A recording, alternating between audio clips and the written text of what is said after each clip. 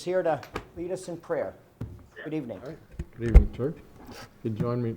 You know, it says in Psalm 100 that we're to enter his gates with thanksgiving and enter his courts with praise. And we have so much to be thankful for. And so if we could just, first of all, just say thank you. So, Lord, we just come truly to say thank you. Thank you for this incredible place that we live. Lord, we praise you and thank you for all the people that contribute to doing so much here and to take care of the things that need to be done so that we can have this wonderful place to live. So Lord, I just thank you that your presence will be here tonight. I thank you that your peace will be here, that you will guide and direct our city council and give them wisdom and understanding and discernment to make the right decisions, and that each of us here will be appreciative of everything that we have, and all the decisions that will be made in peace according to your will and your way. In Jesus' name, amen. Thank you very much. Councilwoman Karumba, could you lead us in the Pledge of Allegiance, please? Pledge allegiance to the flag to the flag of the United States of America, to the republic for which it stands, one nation, under God, indivisible, with liberty and justice for all. For all. Roll call, please.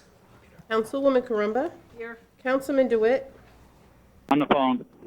Councilwoman Carr. Here. Mayor Simmons. Here. Councilman O'Flynn. Here. Councilman Gibson. Here. Councilman Forbes. Here. And I'd like to make a motion. We have Councilman DeWitt on the telephone. If we could make a motion in a second and to approve to let him participate. I make the motion. Okay, there's been a motion and a second. Council, is there further discussion? Roll call, please. Councilwoman Karumba. Aye. Councilman DeWitt. Aye. Councilwoman Carr.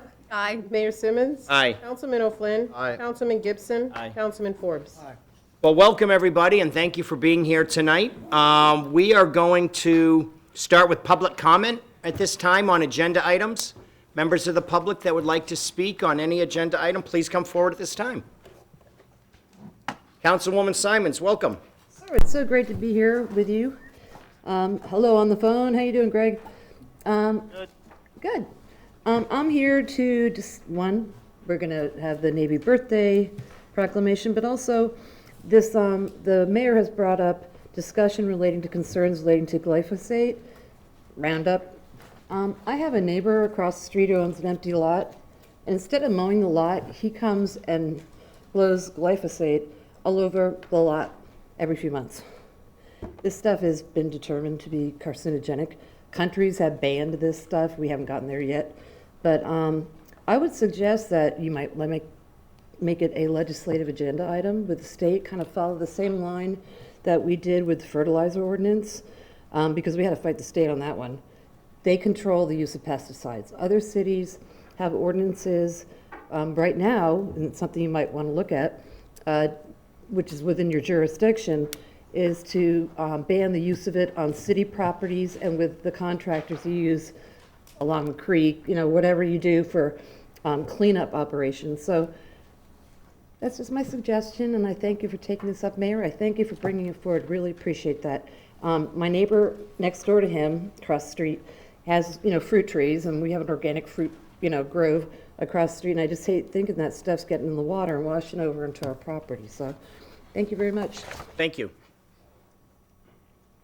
Hello, Kathy, welcome. Thank you. For the record, Kathy McGrath. I just want to wish a welcome to our newest county commissioner, Ray Sandelli, who's come here today. He's actually, as we all know, he is finishing out the term of Larry Kiker. And we look forward to the usual wonderful, close relationship and working together to help us all achieve why we're here, why we love Lee County, and why we love Bonita Springs. Thank you, Mr. Sandelli. Thank you very much. Other members of the public that would like to speak? Okay, seeing none, we're going to move on to the consent agenda. Council, what's your pleasure? Move to accept. Second. Okay, there's been a motion to accept and a second. Is there further discussion? Roll call, please. Councilman DeWitt. Aye. Councilwoman Carr. Aye. Mayor Simmons. Aye. Councilman O'Flynn. Aye. Councilman Gibson. Aye. Councilman Forbes. Aye. Councilwoman Karumba. Aye. Okay, we're going to move on now to proclamations and presentations, and if we could have representatives with the United States Navy and Commissioner Sandelli, please, if you wouldn't mind, we'd like to please come up front at this time. And Matt Feeney, The old Navy guy.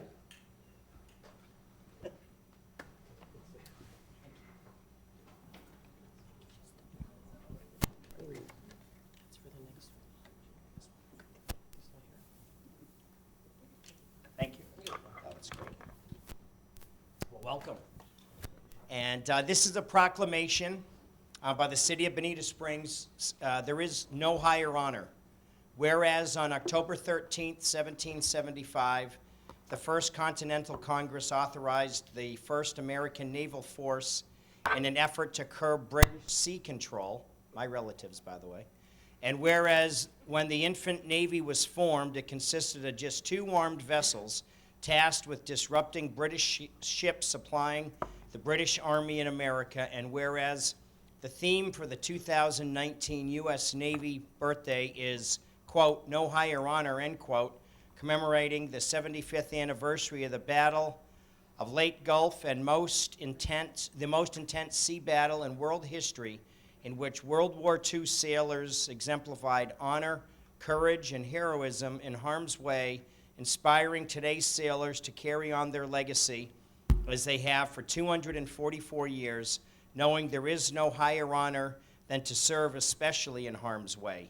Whereas, on behalf of the city of Bonita Springs, I proclaim Sunday, October 13th, 2019, as a special day to show appreciation for all United States Navy personnel and Navy veterans, and encourage all citizens to celebrate the observance of the 244th birthday of the United States Navy at Bonita Springs Veterans of Foreign Wars Post 4254.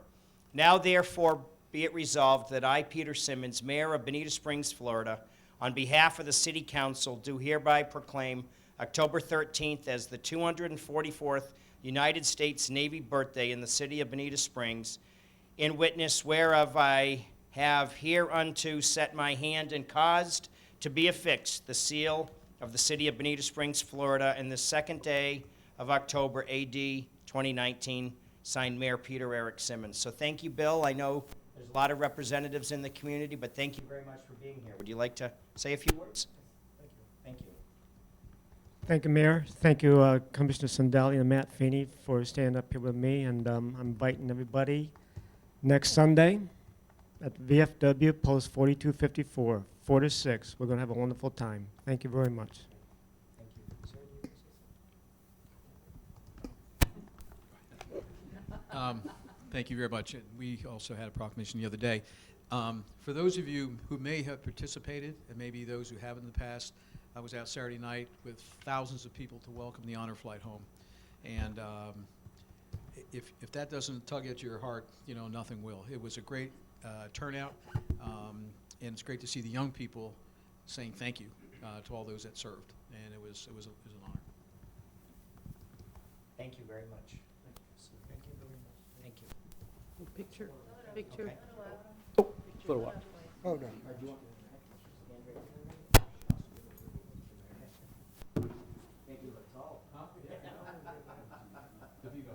Nicely done. Hold on a minute, gentlemen, if you mind. What a good-looking crew. No. Thank you, guys. Thank you very much.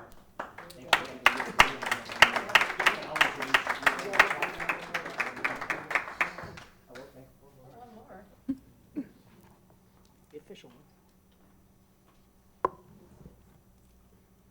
Thank you very much. Thank you. Thank you, Bill. Thanks, Thank you. Thank you, Matt, for your service. See you there, Matt. Commissioner.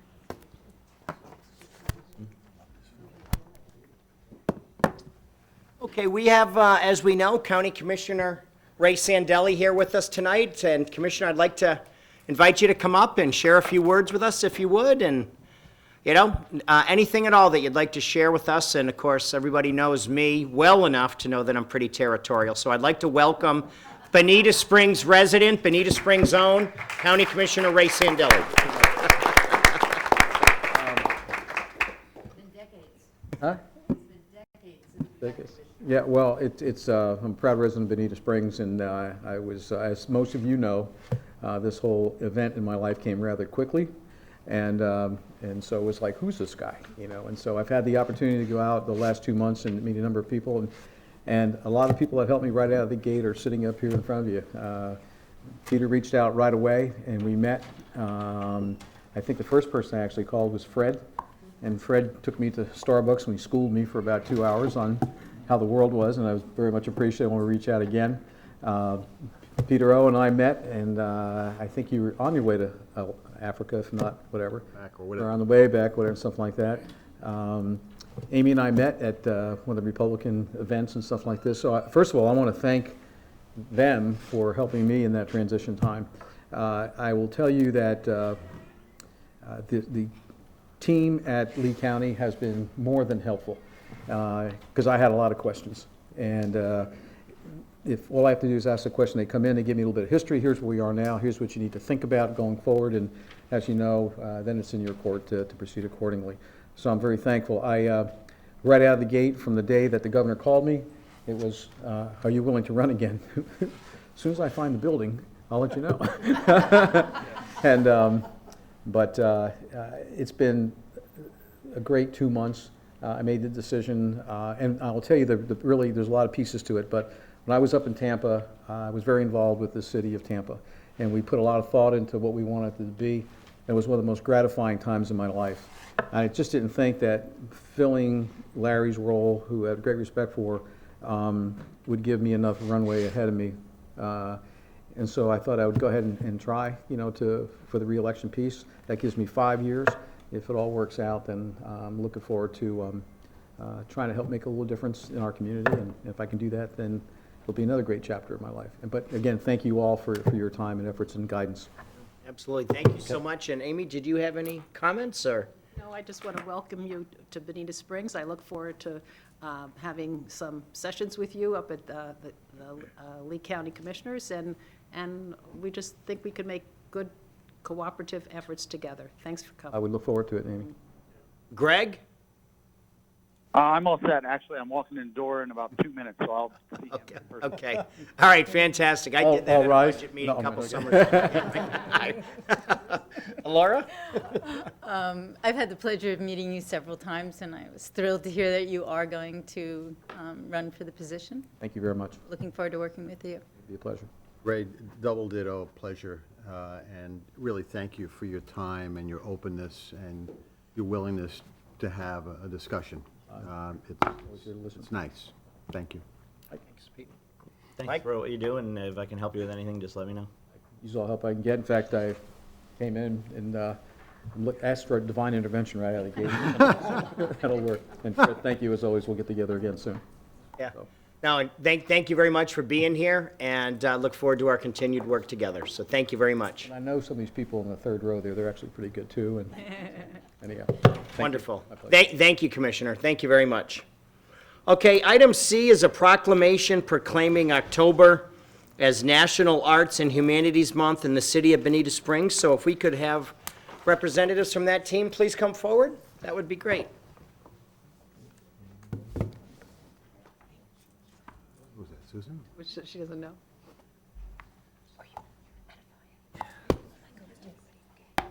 Where were you? Hey, Susan.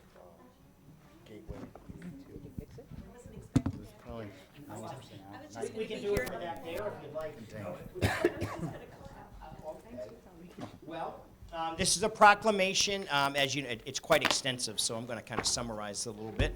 From the National Arts and Humanities Month, October 2019, whereas the nation's 95,000 nonprofit arts organizations, the National Endowment for the Arts, the National Endowment for the Humanities, the nation's 4,500 local art agencies, and the Arts and Humanities Council of all 50 states and the 6 United States jurisdictions have regularly issued official proclamations on an annual basis designating October as National Arts and Humanities Month. And whereas the arts and humanities embody much of the accumulated wisdom, intellect, and imagination of humankind, and whereas the creative economy drives tourism and commerce, supports American workers, and makes up 4.3% of the annual GDP. Proposed federal legislation titled the CREATE Act, Section 650, House Resolution 1519, would support economic development of the creative economy, and now therefore be it resolved that I, Mayor Peter Simmons, do hereby proclaim October as National Arts and Humanities Month in the city of Bonita Springs, Florida, and call upon our citizens to celebrate and promote the arts and culture in our nation, and to specifically encourage the greater participation by those said citizens in taking action for the arts and humanities in their towns and cities. Signed, Mayor Peter Simmons, October 2nd, 2019. So thank you. You've been involved for a number of years, Susan. Thank you for your continued great efforts. Thank you very much. Thank you very much. I won't speak a lot. I know you have a lot to do, but October is the National Arts and Humanities Month, and there are just hundreds and hundreds of thousands of people all around this area who support the arts, our history, humanities, writers, poets, artists of all kinds. And what a joy it was to drive into the parking lot and see that absolutely brand new, spanking new sculpture right out in front of city offices. A job well done, and it's a great city that supports its art and the artists and makes all that possible. We sent out just under 7,000 emails asking people to drive by and see the new sculpture and admire the city and thank the city for their support and their understanding of the importance of the arts and the humanities. So this is wonderful. Thank you so much. Wonderful, thank you so much, and it's a wonderful art piece, right? Because it grabs your eye, but it's not like offensive to the eye. It's like, but you definitely notice it. It's just this beautiful sculpture that no matter which way you look, where you drive, it's there. It is there. Thank you. It's All right. nice. Wonderful. Quick picture. Oh, sorry. Okay. Let's do this.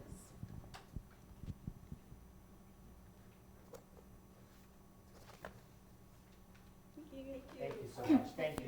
And Mayor Susan was being very humble. It was her help as well as Nigel Fullick and the entire Art and Public Places Board to their accomplishments. So. Yes, the Art and Public Places Board is a raring to go board. They're really doing great things. Thank you. Thank you so much. Thank you.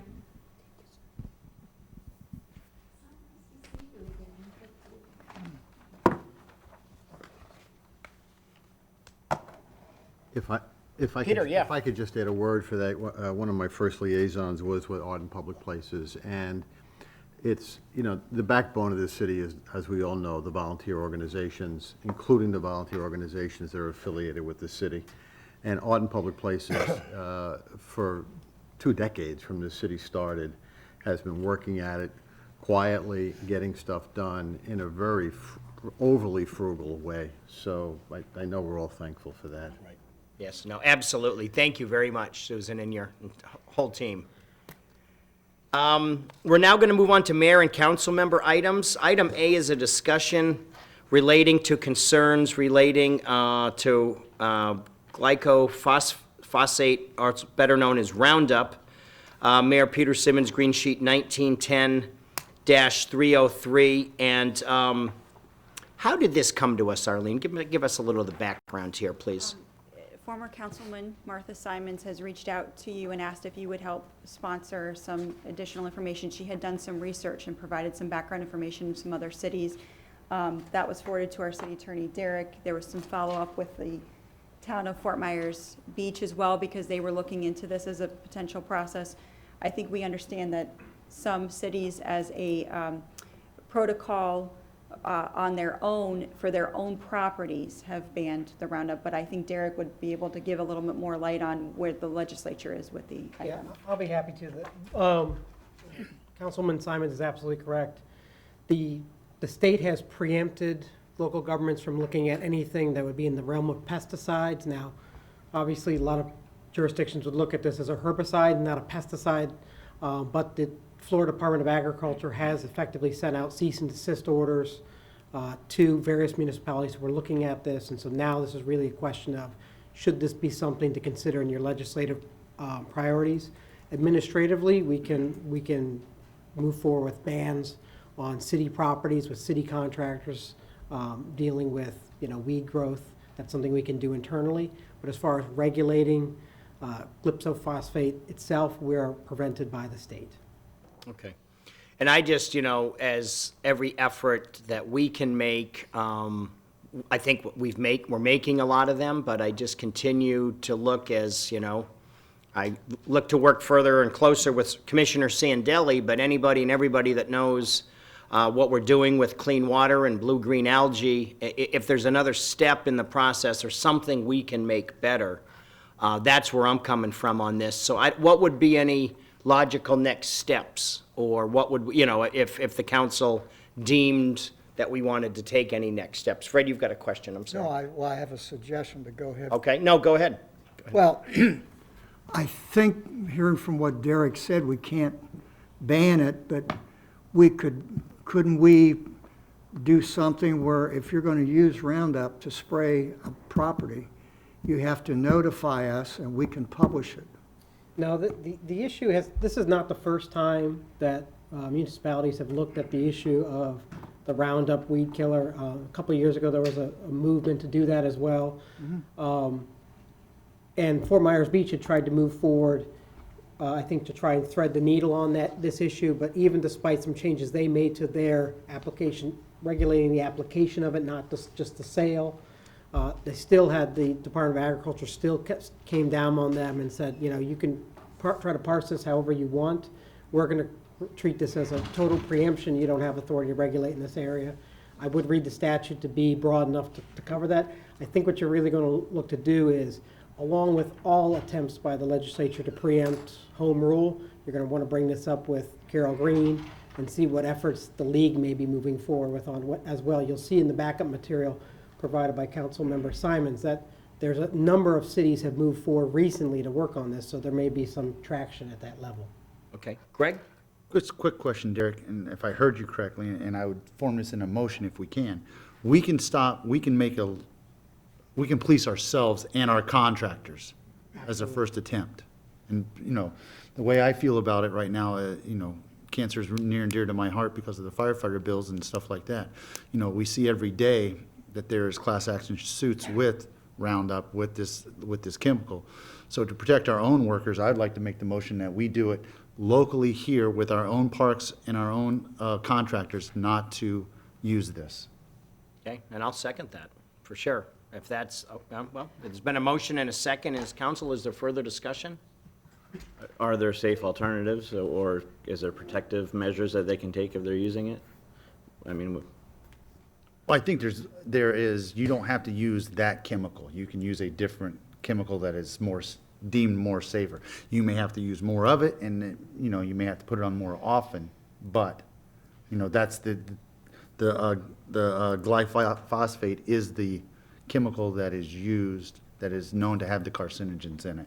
So just for protection of our own personnel and the citizens. I mean, we still have people playing in those parks that may not see the sign that says, don't play here for 24 hours or 12 hours or whatever that is.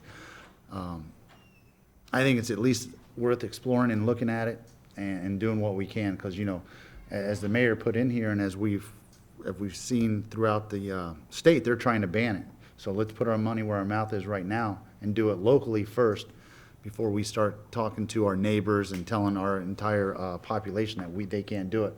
Let's do it to ourselves first. Okay. Council, anything further? There's been a motion and a second. Well, I do. We're government light, and we're adults, and pretty articulate and intelligent adults. And if we don't want to buy it, we don't buy it. Cigarettes are carcinogens. Is that going to be next? Are we going to start policing everything that is possible? And why didn't the state ban it? Is there a definite link? Baby powder. It almost seems like if Morgan & Morgan gets involved, then, people get all crazy and panicked, and maybe there's nothing to panic over. But that's how I feel. And I agree with you, and if I could, Mayor, I'm Yeah, sorry no, to absolutely, interrupt. please. You're right about the cigarettes, but you know what? The city has taken it. This is a smoke-free building. The state of Florida did take it up. You can't smoke in certain establishments. You can't smoke in federal buildings. You can't smoke in restaurants. So they have taken those steps. And that's all I'm looking for. Let's take But federal our and step. state are on the same, and local are on the same page. Here they're not. Not yet. And there are lots of other examples No, we I can know. go into, so. I know. I agree. I just I think, think if you even, if you read all the details about the lawsuits that have come out about this, that there is some controversy over the problem. And it is directed with the misuse of the product, and it mostly happens for people who apply heavy quantities of this over a continual basis. So I don't think that our city, and I don't even think the county government, is in a position to really evaluate what this means against what the positive uses of it are. And I also have some problems because I don't even know whether it's used other than on an individual basis within our city. What does it mean to our, we should at least ask the questions of our CDDs at our golf courses, because even the fertilizer ordinances have exclusions for those entities. And they have it because they feel that they need to have those exclusions for fertilizer in order to operate here. So I kind of agree with what Laura, the direction that Laura has articulated. And if the state or even the federal government reaches the point where they absolutely are determined that this is a problem and it's not a problem of misapplication, I would be more in favor of it. And I don't see how you would police it anyway. We could do it for our own people because That's all I'm saying. we could police it. Whether we think it's necessary or not, it probably, I don't even know whether we use it. Do you know whether we use it, Matt? No, I don't. How about our I'm sure that it's used in some form or fashion, Right. and I know there are some alternatives, but I don't understand enough to really be able to tell you what the. And then often the alternatives, because they are applied more intensely, they have their own problems. So there's always these unintended consequences, and I just give you the example of DDT, which has been banned worldwide, and we have millions of people who are dying from malaria because this thing has been banned, and they're now finding that the original science that was done with it was flawed, and it's too late to bring it back. So if the wrong people, or the people who don't have the capacity to evaluate these things, make these regulations, I think it could run into difficulty. So I would advocate a very modest approach here, because we, as a government, cannot really evaluate the situation. Great, thank you. Peter? Yeah, I see both sides of it. I see what Greg's saying, it's our own, we're just saying our own people don't use it. I don't know enough about it. I know there are lawsuits, and part of what goes through my head is maybe think about it a little more, and the reason I'm saying that is anytime the guys come to spray lawns, they put up a sign. There are probably a lot of pesticides that have problems with them. Another thing that just goes through my mind is, copper. We have the Imperial River. The last time I checked, it's impaired for too much copper. And we know, recollect a few years ago, Naples tried to ban it, and they were preempted by the state. So this is, a part of this is saying to me, this is coming like real quick, roundup. Let's not do a roundup. There's a lot, if we're going to get involved in this, we ought to be thinking about. And I'm not saying that to slow it down as much as just as a process thing. This sounds appealing. One person came forward. It kind of, what Greg's saying is kind of making sense. But there's a whole lot of other stuff that could be similar. I just as soon step back and punt a little bit and ask staff to look into it, and then maybe come back. And then maybe go with what Greg is saying, in my view. But for now, if we're going to have a vote, I'd vote no, just because I'd rather step back and learn more about it. Great, Council. Mike, anything?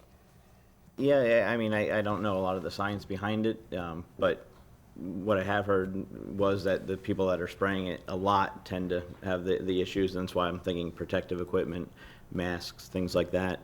But I mean, if we wanted to put something in for city, just employee use only, check it out, see, find out more about the science, what's going on, and what the cause is, and like you said, also using the other herbicides might even, have in higher quantities might even have worse effects. So I think it's something we should definitely look into, and once we find out some more info, go forward then. Sounds good. Okay.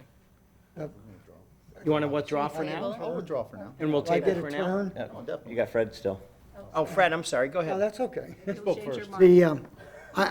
I see both sides of this too. I think what we could do is, number one, like, we all agree that the ones that are most likely to get is the guys and the gals that spray it on. And we could at least say, and if you're on city property and you're doing it for the city, you have to wear the mask. And then we could improve upon the signage, because these signs are little itty bitty things. We need to have some kind of signage that goes up, whether we're using Roundup or whatever it is, that says, don't play in the grass, don't walk in it if it's wet for 24 hours or whatever, and just do some stuff that would be better than is being done now. Okay. Okay. Okay, so we're going to table for now, gather some more information, and then take a look at it, and I'll save this for, like, I guess, council member items, but I would like to take a look at our fertilizer ordinance as well to make sure we're doing everything that we can do. Private, public, what have you. If we're not, part of the problem, we can fight for blue-green algae in the water, but if we're not going to walk the walk and talk the talk right here as effectively as we can, then shame on us. So thank you, team. Thank you very much for your indulgence on that. Item B is a tree advisory board, tree planting at Bonita Springs High School, and this is Councilman Fred Forbes, Green Sheet 19-10-302. Fred? Yeah, we were supposed to have somebody here from the tree advisory board. Did they come? Can't make it. I think Janet was going to try to do it if she could, but Basically, the tree advisory board decided to spend money. They have a very modest budget, and they wanted to spend the balance of the budget that they have remaining in this fiscal year on putting trees out at the new high school site. They met with them, I think, at least 3 times. Started out, they were going to put it in a far corner, and then they had another meeting, and they decided that it would receive no proper maintenance and watering. And it was concluded at the last meeting that they had, and I think it's probably the best solution. They would put the trees, the initial trees they would put in, would go in the courtyard. There would be easily observed for vandalism. They'll get better maintenance, they'll get watered, and they'll also provide shade for the students when they're out in the courtyard, or the staff. They even have some outings out there. And it's basically, Arlene may have the figure, wasn't it something like $7,000 to $8,000? correct. The reason this is coming before council is typically each year, the tree advisory board does plant trees, and when they planted them on city property and rights of way. You do have a precedent of this before. You had planted trees in conjunction with the middle school previously. But since we're planting the trees off of city property, that was required at council approval. Motion to approve. Okay, motion to approve in a second. Council, is there further discussion? Yeah, I just. Greg? Yeah. I'm gonna vote for this, and I think it's a great thing, and I know I've talked to, I think, John about it, when the school's being built. I would like to push the school board, if they build any more schools, whether it's in Bonita Springs or anywhere else, to at least abide by the local jurisdiction's policies and procedures. Because I know that we make our citizens and our people who rebuild, and we had to do it at the fire station, we had to put hundreds of trees and shrubs on there. It looks nice. And it makes it look nice, and the school board at this point didn't have to do it because they have jurisdiction, they put up a tree, and now now we're doing it. And it's for a great cause, and I love the principal, Jeff Estes, a lot. You know, I went to high school down here, and Estero alumni. Point being is, I don't mind doing it, but I'd like to see the school board step up. I know they got their own thing on there, but, you know. As in, what's the landscaping plan? Yeah. I agree. I would agree with Greg 100%. I second that direction. Yes. Something with that extra half penny. Yes, right. So there's been a motion to approve and a second. Council, is there further discussion? Roll call, please. Mayor Simmons. Aye. Councilman O'Flynn. Aye. Councilman Gibson. Aye. Councilman Forbes. Aye. Councilwoman Carumba. Aye. Councilman DeWitt. Aye. Councilwoman Carr. Aye. Great, okay, we're going to move on now to item 9, which is a first reading of the following ordinance. Derek? An ordinance of the City of Bonita Springs, Florida, calling for and ordering a binding referendum to be held in the City of Bonita Springs on March 17th, 2020, to determine whether a majority of the electors voting in such referendum are in favor of certain proposed charter amendments, establishing the date of the referendum for the charter amendment to be held on March 17th, 2020, requesting that Lee County Supervisor elections conduct the election in accordance with applicable laws and regulations, providing ballot language, directing that the notice of the election will be prepared and published, providing for an inclusion in the charter, providing for severability, scrivener's errors, and an effective date. This is just a first reading of the proposed ballot language and charter amendment changes. There's no public hearing required. The only change I will point out is, since this was approved for final language yesterday by the Charter Review Committee, I have had a question from our finance director regarding changes to Section 47, and she had asked if we could maybe pare those back. I will send a follow-up when I've looked into the issue a little bit further. I'll send it to you by email, let you know if I'm going to recommend doing that before a second reading. Motion to approve. Second. Okay, there's been a motion to approve in a second. Council, is there further discussion? Well, I just have a question. Amy? Like at the second reading, then we as council should vote on each one of these?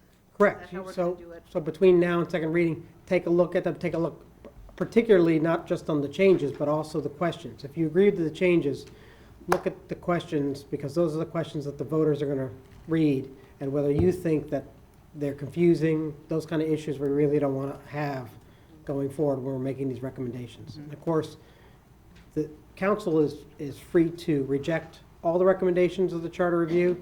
They're under no obligation to take them. They can modify them. They can add their own questions, but we are sort of moving under a quick time frame to get this ready so the supervisor election get it translated, put together, ballots printed for March. Okay. Been a motion to approve in a second. Council, is there further discussion? Roll call, please. Councilman O'Flynn. Aye. Councilman Gibson. Aye. Councilman Forbes. Aye. Councilwoman Carumba. Aye. Councilman DeWitt. Aye. Councilwoman Carr. Aye. Mayor Simmons. Aye. Okay, Derek, we're going to move on to the first reading of the following zoning ordinances, and no public comment allowed here. Okay. First reading of a zoning ordinance of the City of Bonita Springs, Florida, approving application PD 18-44977 BOS, requesting to amend the master concept plan, schedule of uses, and development regulations for the approved New Moon Court residential plan development located at approximately of 1.8 acres on Moonrise Court, strat number 25-47-25-B4-00107.0950, providing for an effective date. Very good. Motion, Council, what's your pleasure? Motion approved. Motion to approve in a second. Is there further discussion? Roll call, please. Councilman Gibson. Aye. Councilman Forbes. Aye. Councilwoman Carumba. Aye. Councilman DeWitt. Aye. Councilwoman Carr. Aye. Mayor Simmons. Aye. Councilman O'Flynn. Aye. Okay, item B, Derek. The second one is a zoning ordinance of the City of Bonita Springs, Florida, approving application PD 18-55577-BOS, requesting to amend the master concept plan and development regulations for the approved Renaissance at Rosemary Park residential plan development located on approximately 2.6 acres at the northeast corner of Streetsboro Lane and Bonita Drive, strat number 25-47-25-B4-0017.0950, providing for an effective date. Okay. Council, what's your pleasure? So moved. Second. Okay, there's been a motion to approve in a second. Is there further discussion? Roll call, please. Councilman Forbes. Aye. Councilwoman Carumba. Aye. Councilman DeWitt. Aye. Councilwoman Carr. Aye. Mayor Simmons. Aye. Councilman O'Flynn. Aye. Councilman Gibson. Aye.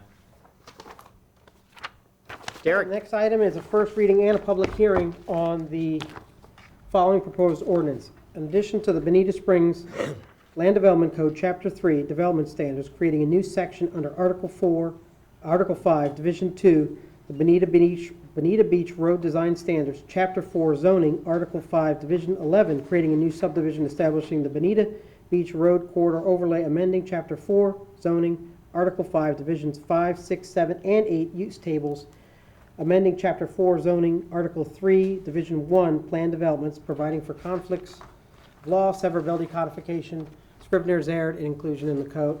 Let's get in there. And an effective date. Thank You got typo in there? What do you got? you. No, I didn't come No? up with this one. Everything okay? Everything's- Okay. Dynamite. Good evening. Hello, Mayor. welcome. Good evening, Mayor and City Council. Jacqueline Genson for the record.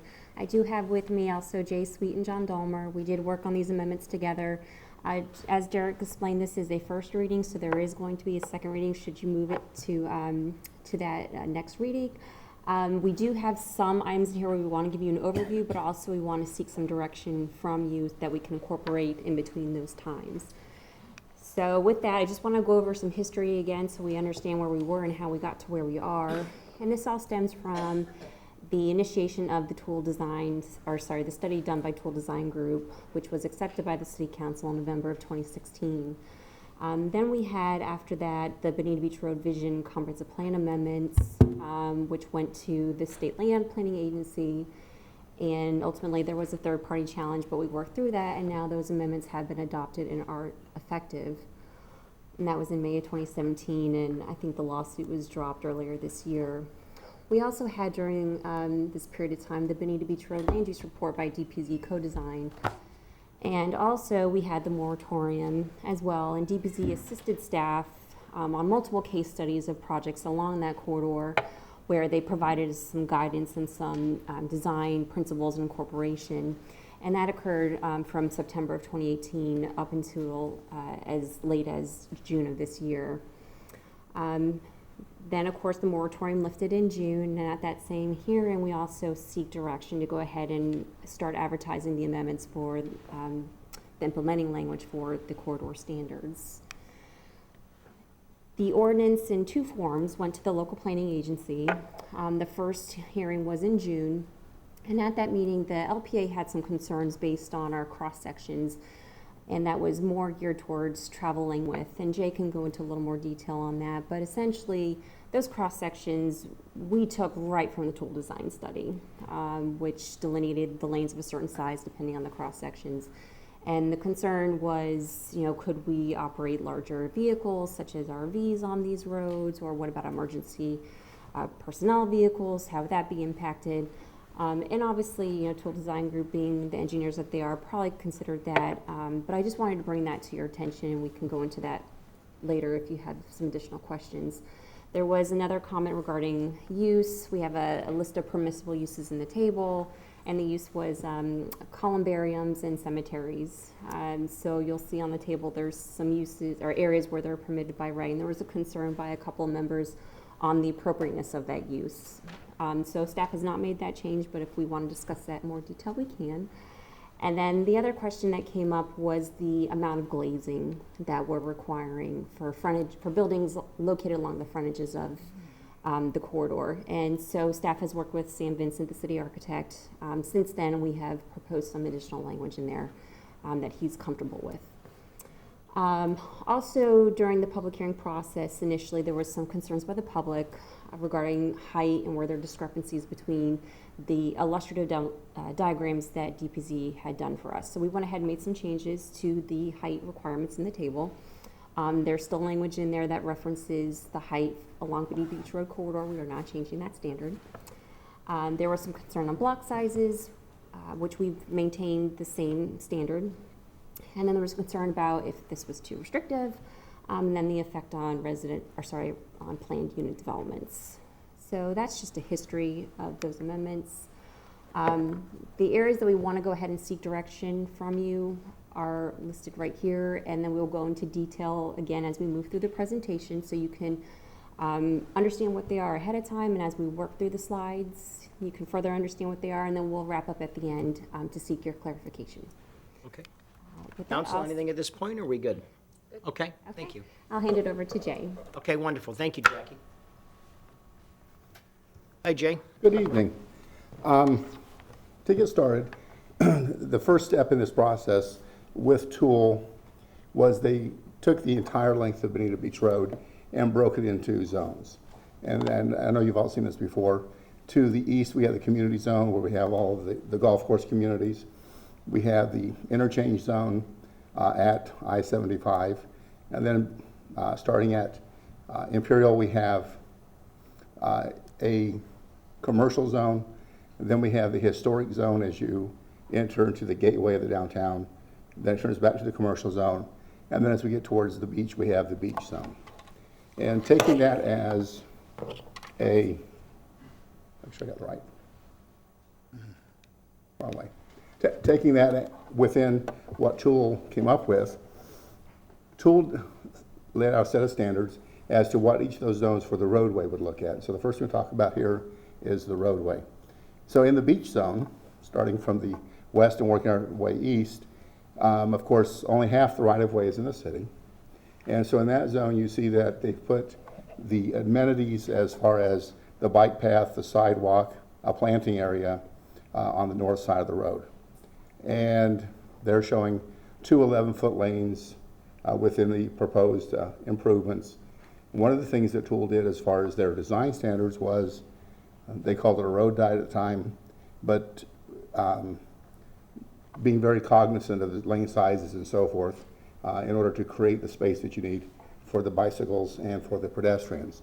The other thing is, it's also part of their concept to friction. In other words, the slow traffic, not stop it, but get a constant flow rather than trying to put a lot more lanes into the roadway. So in this instance, Right there for a second. There's no lane road diet in this plan. no, I'm just going through. No, you said they Tools. called it a road diet, or there's no road diet in any of this? No. All right. I'm giving you some. There's been confusion about it. Yes, and I apologize if I'm. Well, that's why. Thank you. So this is the layout as it would be. And as you see, their design features is 4 lanes of traffic, maximum, a median, a 10-foot wide multimodal path, separated from a 6-foot pedestrian sidewalk with a 2-foot amenity zone on the north side of the road, and a separate 6-foot walk, which is in Collier County and exists on the south side of the road. As we go into the commercial zones, again, a little bit different design here. As we get to Vanderbilt, then we can shift, and we get into the commercial zone, we've shifted the pedestrian and bicycle zone to the south side of the road. And here we have more right-of-way also, which is important to understand that once we get out of the beach zone into the commercial zone, the right-of-way width changes. We have more right-of-way. And the design features include 5 lanes of traffic, so you can have an alternating turn lane in one direction or the other. We have a 10-foot two-way multimodal path separated from a 6-foot pedestrian sidewalk with a 4-foot amenity area. Again, we have more right-of-way on the south side of the road, and a separate 7-foot sidewalk on the north side of the road, and street trees in the median and along the north and south sides of the roadway. So this gets you more into that boulevard effect. One of the reasons for this, and this commercial zone stops from the beach and goes all the way to the 41 historic, is that in every charrette that we've had and every thing we've ever had, you ask people what do they hate and what do they love about Bonita Beach Road. They all hate different things, but they all love the fact that there are oaks in the median, and especially in front of City Hall in this section, there's so many trees. That's always been a theme that the public had said they liked, and Tool, as part of this, included that in their design. Here we have the historic zone, and again, it's even a bigger right-of-way where we are there, a little more land, and we have the design features, 6 lanes of traffic, landscape median, 10-foot two-way multimodal path separated from a 6-foot pedestrian sidewalk with a 2-foot amenity zone on the south side of the road, and a separate 7-foot sidewalk on the north side of the road. Street trees in the median along the north and south sides of the roadway. The volume of the traffic as you get to Old 41 is such that the road exists on the west side already in this configuration, and this shows what it could be with the amenity zones and the sidewalk areas. So one of the things, go back.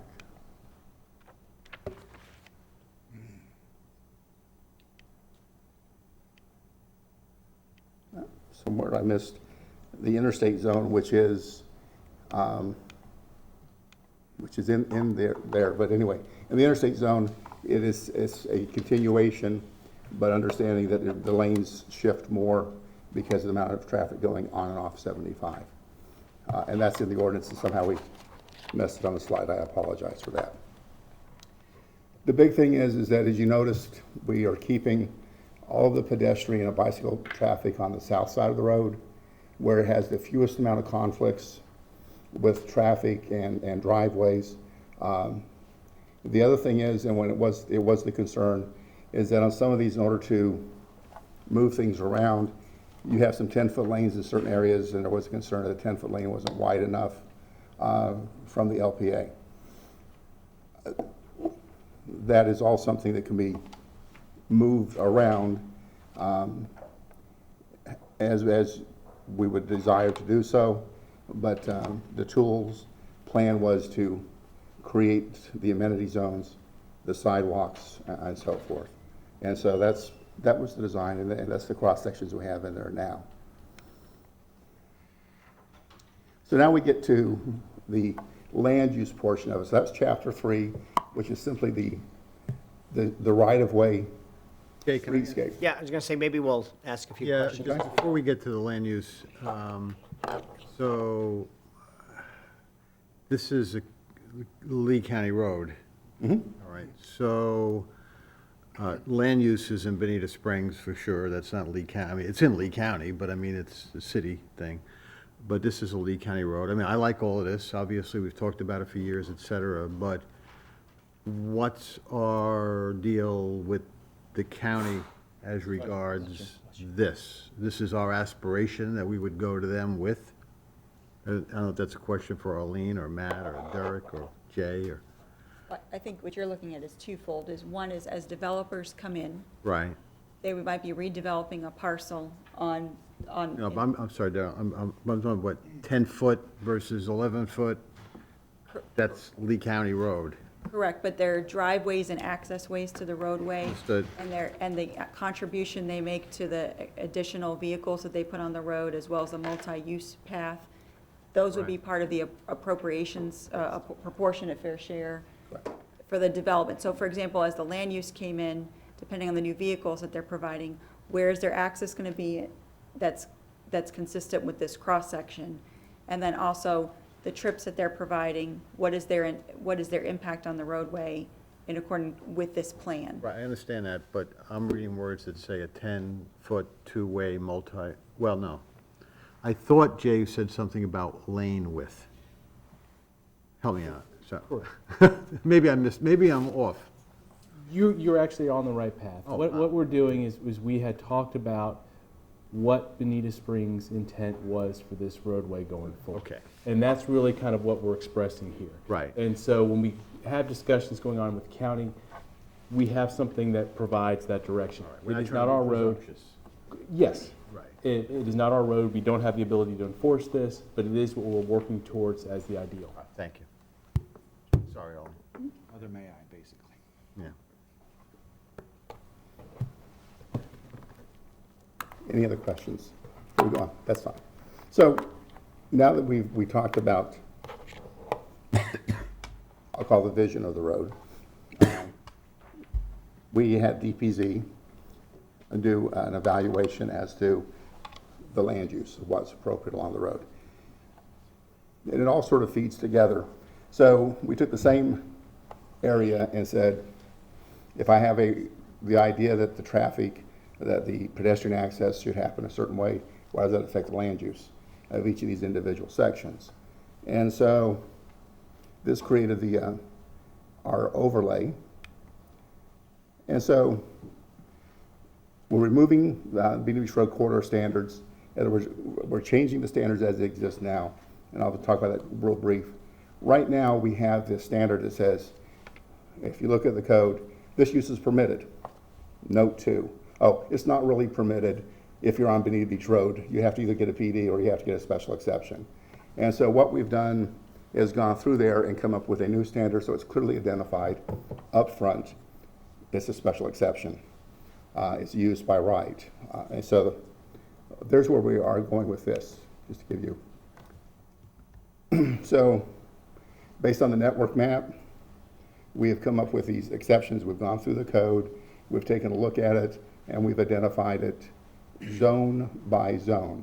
So when you look at the ordinance, you see there's a beach zone for zoning. There's a commercial zone for zoning. There's a historic zone for zoning. There's the interstate zone. The community zone we've left alone. We saw no reason to tinker with all those residential units that are built out or in the process of being built out. They all have either PDs or CDDs or both. And so rather than mess with that, why? Because it didn't make any sense to. And so we're only talking about the commercial areas along Bonita Beach Road where this applies. So, one of the many questions that we have, and this is, I can read this, but I'll just give you an overview real quick. We have existing plan developments within the corridor that are commercial.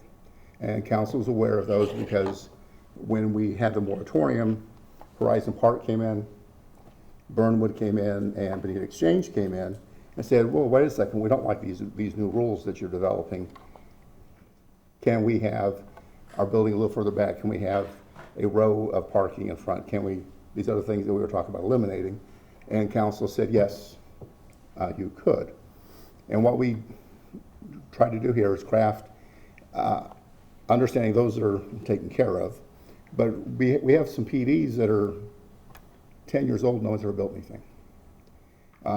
We've got some that are close to 20 years old.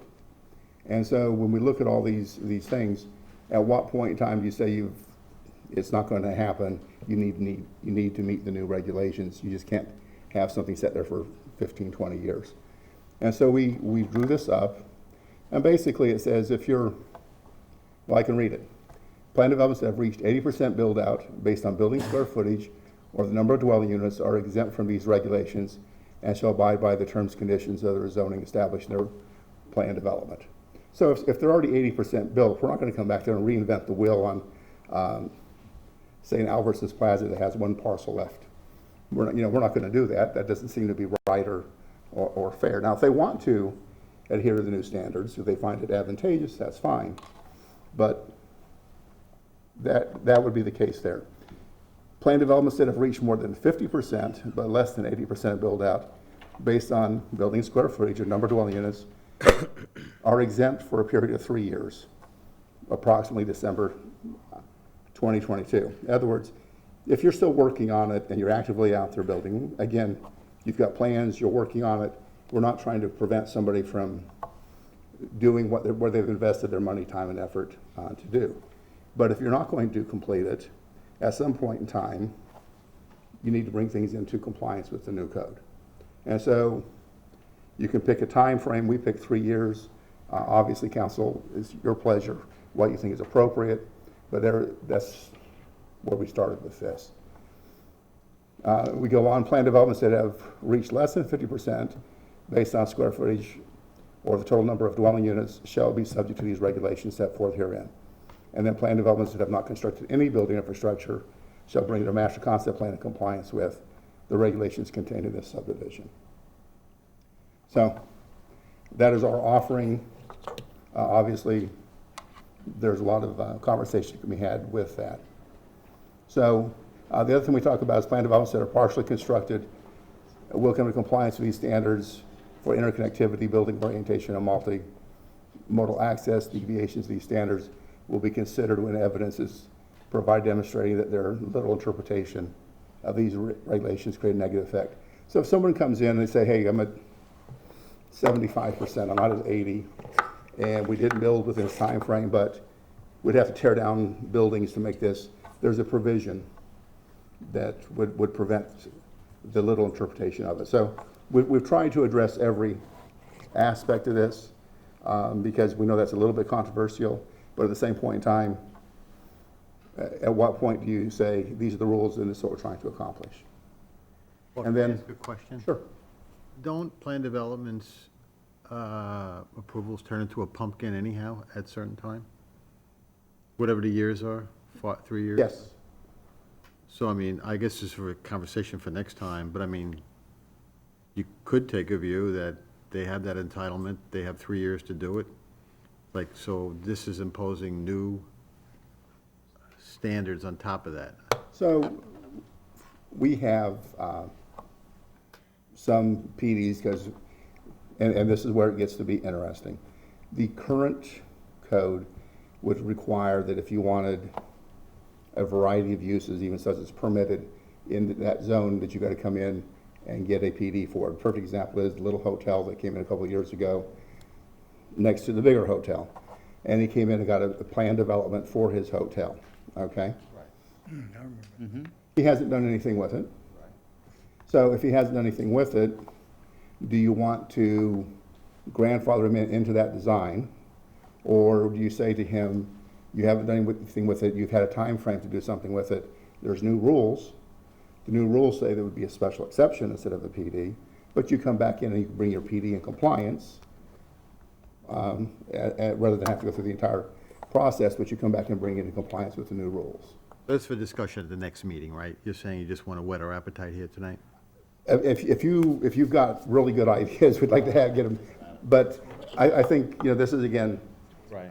I think it's one of these things you can see some positive and some negative depending on how you look at it, but at some point is for some clarification. I don't want to monopolize this thing, but you used the word grandfather. I'm a little confused about that, because take that one that was approved like 2 or 3 years ago.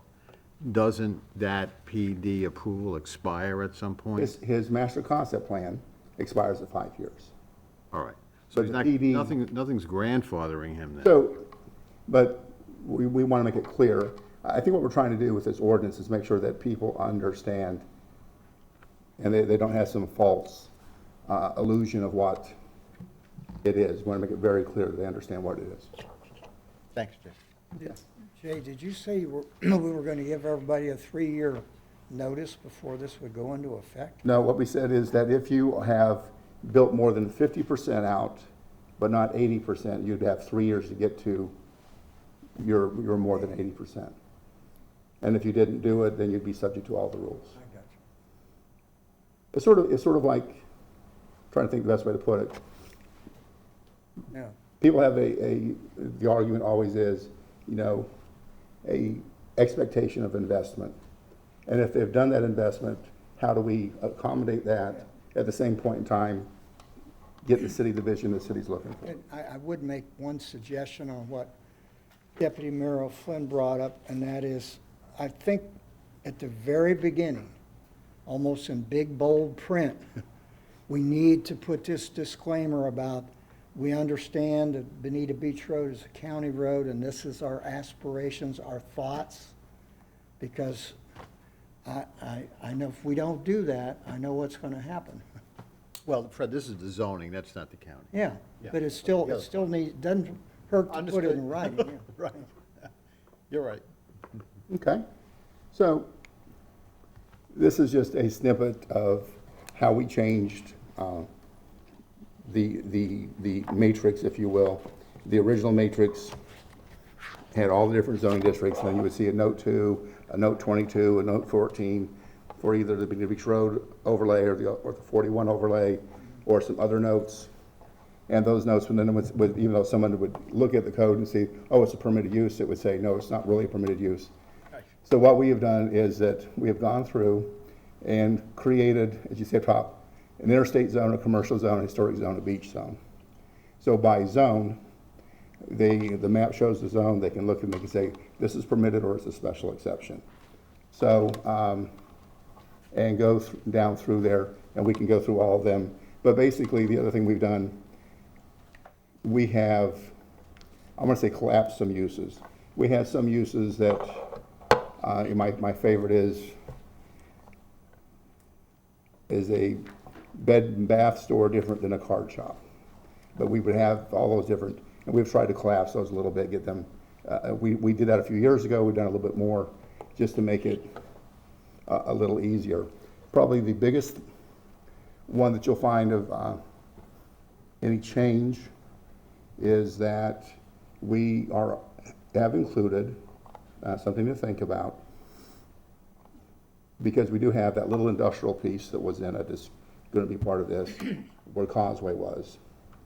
We have included some, I'm not gonna call them industrial uses, I'm gonna call it sort of a distributor type uses. We have somebody who wants to put a wine distributor in there, not for retail. And our thoughts are, it's not a bad idea, as long as, but we don't want a 100,000 square foot distributor. But if somebody wants to come in and buy 3,000 square feet, 2,000 square feet, and have a local distributor, it's probably an appropriate use. And so that'll be a use, for instance, you'll see in there that we've added, because I think that's very appropriate and in keeping with what we're trying to accomplish with the different things that we're doing. What are we doing about parking garages? We have not addressed parking garages in this strip. This is just strictly the Bonita Beach Road. So this does not address parking garages. Again, the setbacks, everything are in there. So one of the questions that Jackie brought up before, and it is a question for discussion, DPZ brought it up in their conceptual or illustrative drawings. Height. Do you address height by feet or by stories? And so that's a question, your pleasure. And the reason is that everybody's telling us that on retail, you should probably have a 14 to 16 foot first floor in order to get all the infrastructure in, the height of the buildings, everything they need. But the second, floors up only need to be maybe 10 feet. But again, so is it height by story or height by feet? And so that's just a discussion point to be had. One of the things that we want to point out is we have all these standards that are in this code that were in it before. So we're talking about drive-throughs, lighting, parking requirements, parking placement, bufferings. So we have some areas in the city, especially in the interstate zone, where we still have duplexes and stuff that are on the road. And it should be zoned commercial. The land use is commercial. This ordinance will bring everything into compliance with the land use. So the question is, how do you address some of those things to encourage the proper redevelopment? And so we had DPZ ask them for a concept drawing, which you see on the bottom right-hand corner of how that could be done, bringing the buildings up close, parking in the rear, and understanding that the properties further to the north for the whole block have always been in the comp plan as commercial, but there would be restrictions for access and so forth if that was to happen. But we wanted to just make everybody aware of there are a lot of these little areas that hopefully we've come up with a way that encourages the redevelopment in those areas. And it's also, I think, important, especially as you're coming off the interstate, to really have that pop for the city. So that's one of the things that we're talking about here. So Jay, so we're gonna ask the people that own those duplexes to sell them, and then they're gonna develop commercially, or? They've always been in the comp plan as a commercial land use. Right. And what's happened is that there's a couple people who own a couple of them who would like to develop them. There's some people in between who I think are happy just getting rent and don't really care. I think it's, I don't want to toss code enforcement into the mix, but I think sometimes, they're just not being kept up. And so you have that situation as you get right off the interstate. The other thing is that they do present a hazard in some sense, because they were built when Bonita Beach Road was a 2-lane road. They're 20 feet off or 25 feet off the road. They back out onto Bonita Beach Road, or they tear up the yard so they come out forward, which is safer, but then it tears up the landscaping. And so it has always been intended for that to be commercial. It is included in this, and we're hoping to come up with some standards or some illustrations that would encourage them Okay, and then you mentioned that you're gonna have the parking in the back, but earlier you said that it's okay to have parking in the front for commercial. It is, in certain areas where we've talked about. But I think when you get into these small lots, if you really want the business, first off, you want to eliminate a number of driveways onto Bonita Beach Road.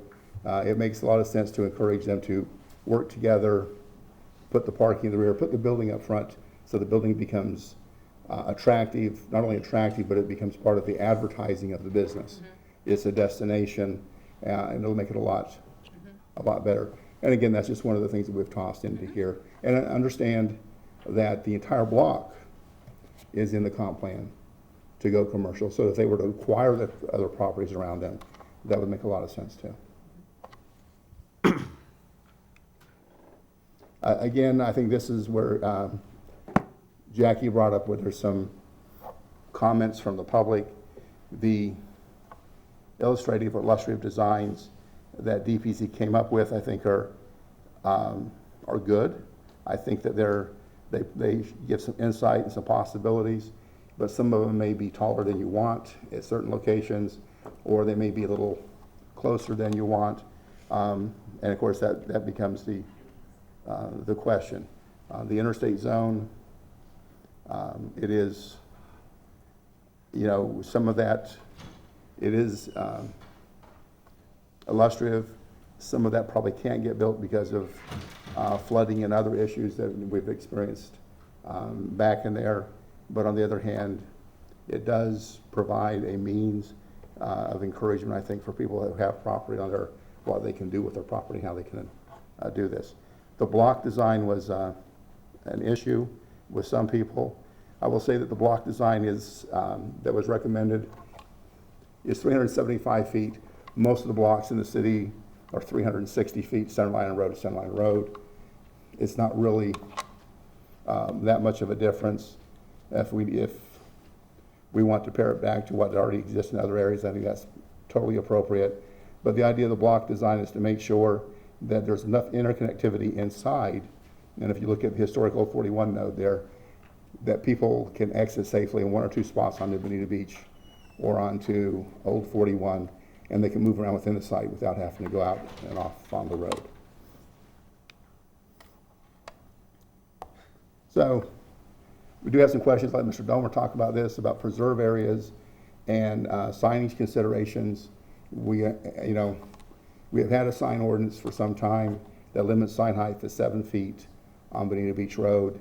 I know that's been a discussion recently by certain people. And then we have a couple properties within the beach zone and the commercial zone. We have two properties that are rare and unique properties as far as vegetation. They're not wetlands, and typically when we talk about preserve areas, we're talking about wetlands. We have two that are uplands. One has turkey oaks. One has some sort of, I'm not a biologist, what did they call it? Snowball fungus, a type of mushroom thing that looks like a little cotton ball or whatever that grows on it. That's evidently very rare, and some other things. And so how do we address that? I'll let John, if he has any more on that.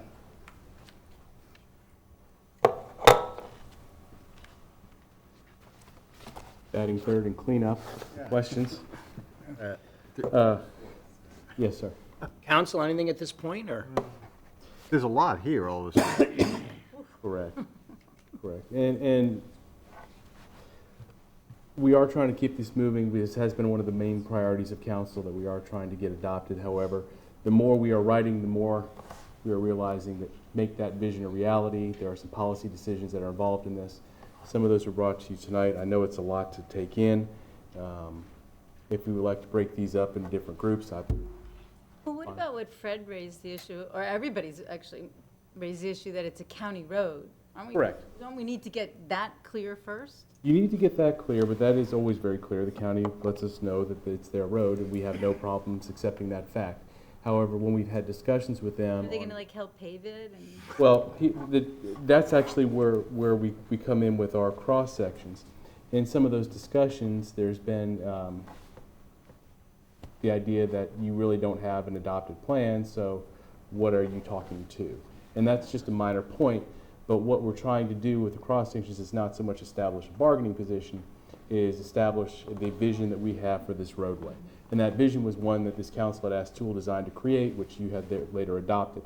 So really what we're looking for is to, at some point in time in the future, when the road is redeveloped and things have gone the way that this council has envisioned, that is the vision of your roadway, that it operates in that function.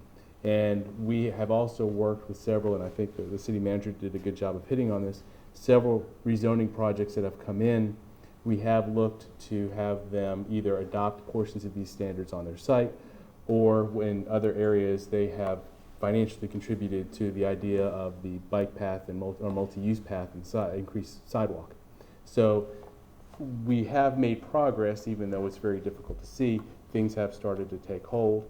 Whether that becomes the reality when that date comes, I don't know. I know that this is part of an effort to work with the county to reach that vision, but it is at this point just that, a vision. Thank you. Councilman Forbes, you had talked about parking garages.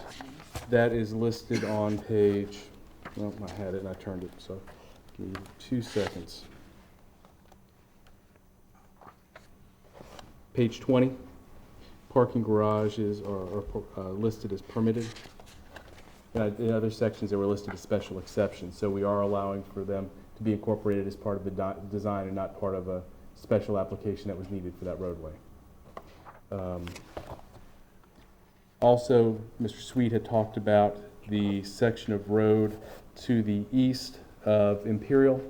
I think Mr. Ballo has been in communication with you. Someone had said, why are we looking at that particular portion, converting it to commercial? There have been discussions with the property owners. They were interested in that portion. They had looked, some of them had looked to rebuild or do different type of residential uses after Irma. When we looked at the comp plan and said that we're looking to do more of a commercial type use, several of them got on board very quickly and are anxious for something to be done so that they can redevelop with this plan. We did work with DPZ. The plan that they have shown, I'm sorry. Right there at the bottom of the page. So what they've done is they've shown how the access would be taken on the west side. This would be with the CVS parking lot. There's already a stub out there. Then the access would go back behind those proposed buildings, and at the end of this would then drop back down as connection to Bonita Beach Road. So as opposed to having individual driveways for each of those lots, you would have essentially one new driveway. The western access would be the existing CVS driveway. I think that was all the questions I remember off the top of my head. I just had an overall point. First of all, thanks for all the hard work, for sure, everybody. I think, things like design standards, bike lanes, pedestrian facilities, amenities, that's kind of apple pie, and that's, part of what that visioning study, Peter, from the very beginning, has been all about. But on the other hand, not on the other hand, there are other elements of this. I mean, previous council spent like 2 years working on a sign ordinance. I mean, we're going to open that up again? Or height? I mean, I got 3 calls from the beach today saying, there's nothing in this that's going to change the height. And you did, or Jay said at the beginning, it's not. But then later somebody said, well, it's open for discussion. My personal view is, I hope this does not become a 3-ring circus. In other words, we've got certain basic things we want done for connectivity. We have a view of the roadway that Matt and others at some, would have to talk to the county about at some point politely. But I hope we're not opening up all density issues, all height issues. And, No, sir. No, sir. The only reason that those were pointed out was simply so that cards were on the table and this council understood what we were looking at and what was included in these regulations and also what was not included. Okay. If for some reason you chose to include those, we would, but we're not asking for that to be all the right. case. I misunderstood. So Thank my you. understanding is that this is supposed to be consistent with the Bonita Beach Road comprehensive plan amendments that you previously made with Dr. Vanden, with the same densities, the same height restrictions overall. It's the design measurements. What I do understand with the uses is that there are folks who have communicated with myself, with the mayor, who are doing redevelopment projects. Causeway Lumber is one of them. Right.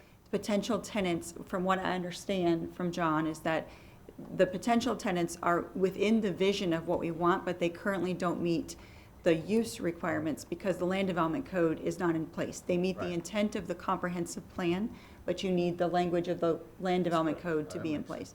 Yeah. So that's the understanding of the uses. And then maybe what we can do is more clearly define a little bit about the signage and have that so that it's consistent with the plan as well. And I think what we should also do is offer an opportunity for any council who would like to meet individually and have any questions specifically, we're happy to do that too, and walk them through each of the changes. Of course, that's always the case, so anybody that would like to come in. Thank you. Fred? Right at this minute, we're on Bonita Beach Road, it's a height, not number of floors, right? Correct, correct. And the reason that was brought up is because you have the same consultant that is working on your downtown form-based code that is also providing a portion of one of the studies for Bonita Beach Road. They are very heavily invested in always measuring height by stories, and that was one of their comments to us. So we bring it to you. If you would like to be consistent with what's being proposed downtown, obviously it's always an option. But that's not how it's currently done. Council, anything else at this point? A little bit on some of the vegetation, and I know that Mr. Sweet was at the end of his presentation and moved it along quite nicely, but we have a policy in our comprehensive plan that says the preservation of rare and unique. We have a requirement in the land development code that says where those situations exist, you apply through a plan development. What we do not have is a path from that application requirement to what is done. There's been a variety of options in how we've handled these in the past, everything from off-site mitigation to on-site mitigation to tree relocation. I don't exactly look for an absolute answer from the council tonight. I would not ask or expect one. However, a little direction, because we have a few of these issues that we are facing currently, and if we kind of at least know through at least a nod of the head of the council which direction you're looking for this path to go, at least we can guide those applications in that direction. And it's essentially, is this council in favor of or opposed to, generally speaking, and not through an absolute requirement, the idea of off-site mitigation, or are you looking to provide all of those conservation requirements on-site? And I apologize for this. This is not something that we really wanted to do, but based upon the timing of how we're bringing this ordinance forward with how these applications are proceeding, there really wasn't much of a choice. I think off-site's fine.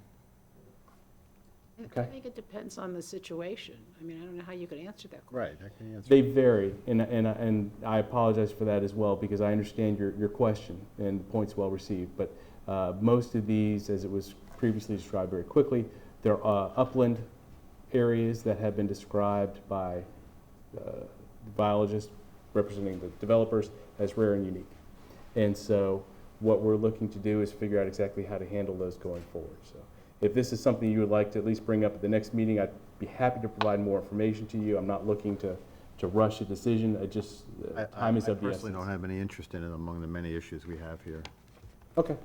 Personal. Yes. And that's, direction is fine with me. So, anything else I can answer? Or? I think I need a personal discussion. I'd be happy to do it. I really. And orange and blue looks great on you. You should keep wearing orange and blue. That's orange? Pity. Looks orange from Is here. that book now? Very dapper. Thank you very much. Thank you. Derek, Arlene, where are we? We need a motion to move this on to the second reading, or? Yeah, I think we do, don't we? Yeah, we do need to move it forward. We haven't. okay, motion to accept, So moved. Second. and there's been a second. Is there further discussion? Roll call, please. Councilwoman Carumba? Aye. Councilman DeWitt? Aye. Councilwoman Carr? Aye. Mayor Simmons? Aye. Councilman O'Flynn? Aye. Councilman Gibson? Aye. Councilman Forbes? Aye. Okay, the next item I'm going to let Carly handle. Okay, great. Hey, Carly. Staff has brought forward a couple properties that we'd like to pursue foreclosures on. I'll give you a brief rundown on each one. The first one on the green sheet is the old bakery, just north of the downtown area. It had several unsafe violations, so we did get an administrative warrant. The building inspector's been out there and deemed it unsafe. We're we procured a demolition company, so that's additional abatement costs associated with that. The second one is a commercial property as well. It's a convenience store a little farther north of the old bakery. It has had over 20 code enforcement cases. It currently has a couple open ones with existing violations today. And the third one is the residential property that the homeowners have walked away from, as well as the mortgagee. So that one also needs to be demolished, we believe. Okay. Now the fact that we're seeking authorization from the council to move forward foreclosure doesn't mean that ultimately we'll do that. We may try to work out deeds in lieu or some other situation. We also want to, we've already done title work, but we also want to make sure that there's nothing on those properties that we don't want to be responsible for should we take them down. But they are parcels that are not homesteaded. They're troublesome parcels that we spent a lot of money on keeping up and continue to accrue liens, and there doesn't seem to be any indication the issue is going to be resolved if the city doesn't take further action. The council also has a precedent of previously moving forward with foreclosures. When we went through the recession times, we stopped that process, and so, but you do have a past precedent that you've done it in the past. Well, how did the fines get so high? They're a daily fine that just continues to accrue. So can we just get a point, if you ignore this, we're foreclosed, like, just move it forward? So Florida statutes allows you to foreclose after 3 months after the lien is recorded. Like, make a Counsel, mo- what's your pleasure? I think we should proceed with the foreclosures. I second. Okay, there's been a motion to accept and a second. Is there further discussion? Yeah, I just got one comment or question, especially on the one on Rosemary, to do an EPA study, because there are I think there's underground tanks there. We've discussed at least doing a phase 2 on that one.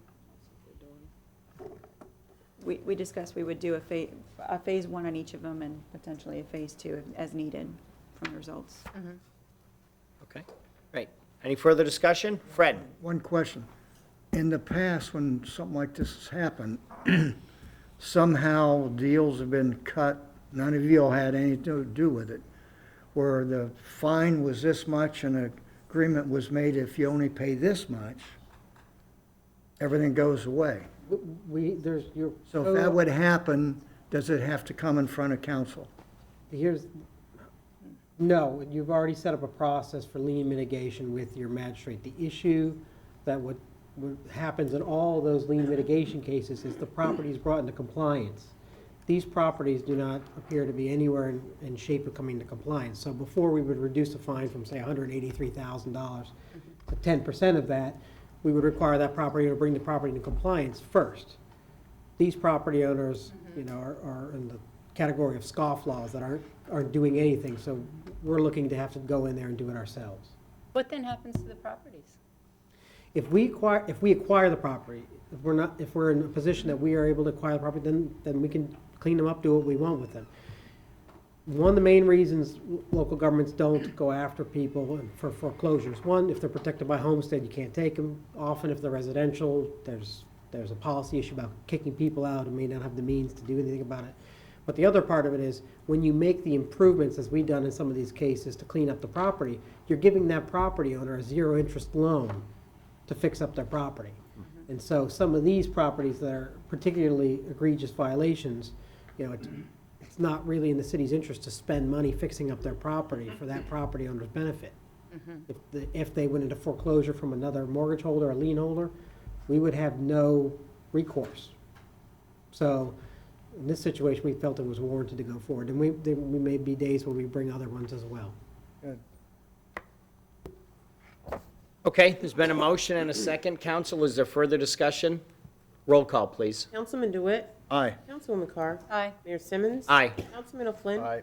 Councilman Gibson. Aye. Councilman Forbes. Aye. Councilwoman Carumba. Aye. Okay. Derek, I think is that it for you? I have one more item for Okay. you. We've had numerous conversations and executive sessions on the WCI matter. I'm here again asking you for approval to have another executive session. The case has currently been been set for trial, beginning on a 2-day trial beginning on Halloween. Yeah, that's not a joke. And so, based on Florida statute, I am formally requesting an executive session to ask your advice on settlement proposals that are outstanding, as well as litigation costs, and that is in the case WCI Communities LLC, WCI Communities Incorporated versus City of Bonita Springs, Lee County Circuit Case number 17CA 3966. I will work, as always, with all your schedules and try to get that maybe for the 16th or a day when you're all available. If not, I'll work to try and to do that. We may or may not have Mr. Theriak here, just given the time frames we're operating with. But I'll move forward and get you a date as soon as possible. Okay, thank you. Thank you, Derek. Arlene? Mayor and Council, before you have the final contract for CBRE, which is the, for the property of the bamboo. We have left the language, if you look at Exhibit A in the contract, we left the language vague so that the council can decide whether or not you wanted at any point to add additional properties as well to the contract. CBRE has said that the cost would remain the same, the monthly retainer of $7,500, which is reimbursable to the city should we enter into a development agreement at the term. If we do not, then that would be the cost to the city. What we've attached in the back is a map of all the downtown properties that are currently owned by the City of Bonita Springs. Wanted to go through those real quickly with you.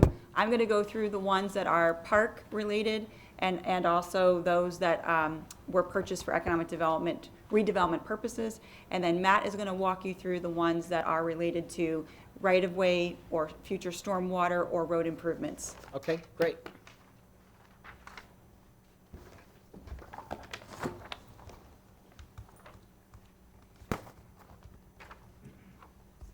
Also, if you see behind me, Leanne and her folks are here as well, so if you have any questions of them. Oh, If we could start, oops. okay, we're all done. There we go. I am going to start with, on the map, number 1, this is the City of Bonita Springs Parks and Recreation Center. Sell it. Number 2, this is the community pool. I'm going to jump to number 10, which is right here. This is Island Park. Right across the way is the Everglades Wonder Gardens property. The bamboo parcel is number 12, right here. There's additional parcel that Matt will go over here that's attached. I'm going to go to number 14, which is Depot Park, here. Number 15 is Riverside Park. Number 16 is the Levin lot, and that was purchased for economic development, redevelopment purposes. The old community hall site is number 17 with the banyan tree. Number 18, directly across, next to Share Unity, is the Lemon Tree lot. That was purchased, from my understanding, with the potential of a park improvement. At the time that this property was purchased, there was offer made out to the property directly west, which is a residential home. And there was offers, a financial offer, but had never came to fruition of a purchase. I do understand that there are some shelf plans that do show a park expansion as well.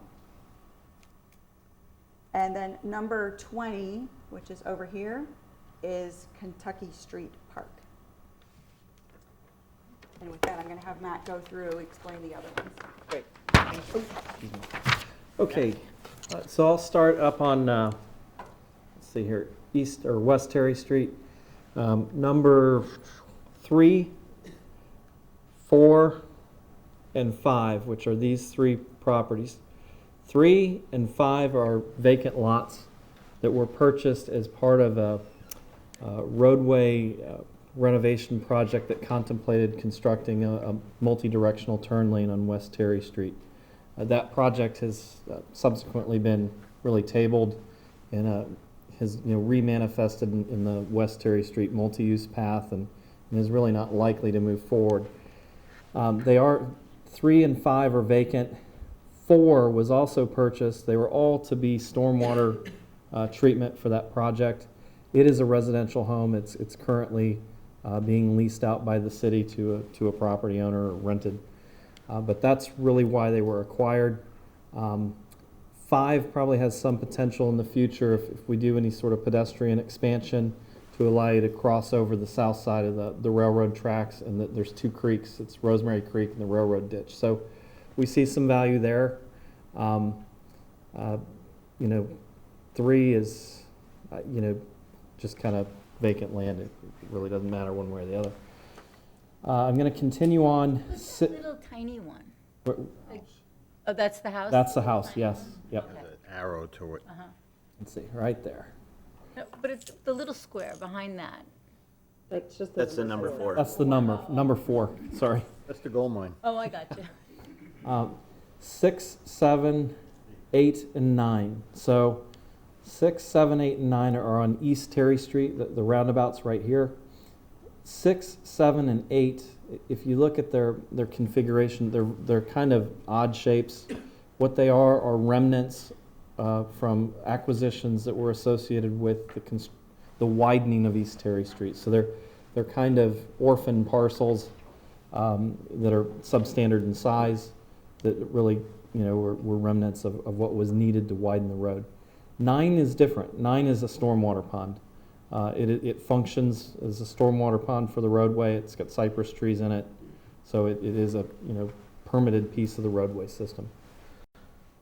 Okay, so I'm going to jump to 13, which is adjacent to the bamboo property, and it is also a functioning stormwater system component. We have some TMDL credits tied up in it. It was actually one of the first new TMDL projects that was constructed out ahead of the downtown, and then it was incorporated when the downtown modifications came in. So we do receive about 258 pounds of nitrogen credit, and it's a dry retention pond.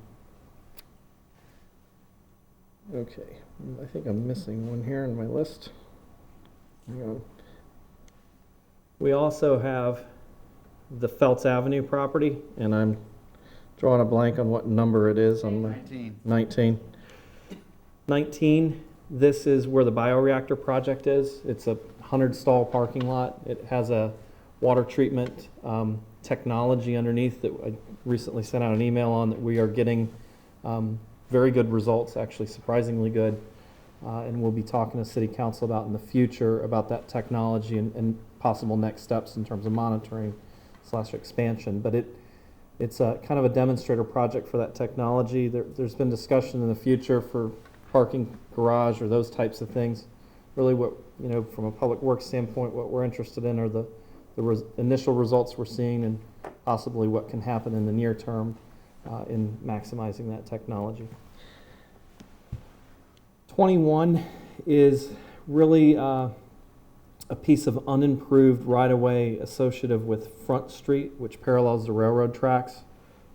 It comes into Oak Creek, so in the future, it possibly could be utilized for some. Okay. I've done something wrong here. Well, 21's down here.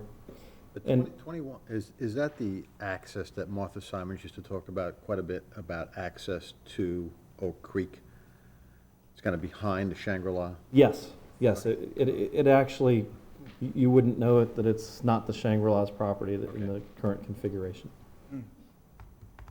But it does provide, or could provide in the future, some sort of connectivity to Oak Creek because it lies along it.